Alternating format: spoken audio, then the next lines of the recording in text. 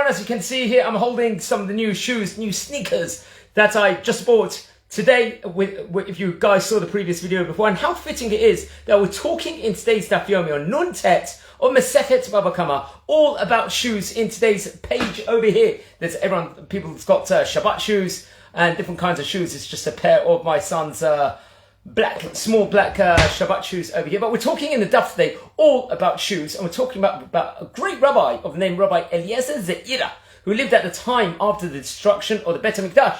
And at that point in time, the rabbis of the Rish Galuta actually made certain enactments that people should not outwardly mourn. A commoner shouldn't outwardly mourn the destruction of the Bet Hamikdash. However, this Rabbi Eliezer Zeira actually was seen wearing shoes, very black shoes, dull shoes, as they say, which wasn't like the common thing to wear. So the Rish Galuta at the time saw him with these, let's say, dull color black shoes, and they took him and they secluded him. They said, "Why are you doing this? This is not proper."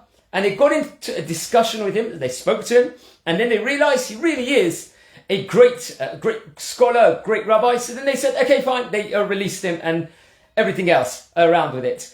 However, at that point in time, at the time of after the destruction of the Bet Hamikdash, the Rabbanim actually put certain limits of mourning so that people will not stand out too much. Only someone maybe very, very great would be capable of actually taking on these mourning customs. In fact, in the generations after Bet Hamikdash, there was what was called the Ablei Yerushalayim, people that will actually take on certain mourning practices for the destruction of the Bet Hamikdash. In fact, we all know the 3 weeks between Shiva Asar Tammuz and Tisha B'Av, we do mourn the destruction of the Bet Hamikdash, and especially on Tisha B'Av itself, the 9th of Av itself, is the day of mourning, destruction, where we do fast for close to around approximately 25 hours. So friends, he was seen secluded, but we learn another lesson from this story over here in this stuff today, because he was wearing dull black shoes, and the common practice was for the Jewish people to wear black shoes also, but with white laces. However, the non-Jewish people would wear a bright black coloured shoes instead. The non-Jewish people will. He was wearing dull coloured shoes, so we do learn over here.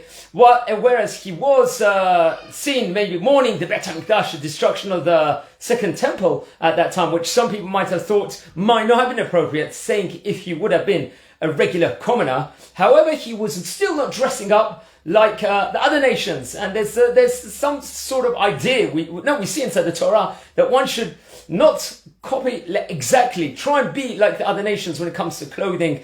Replica there is written in many places, and many of the Rabbanim have said also. So as we see that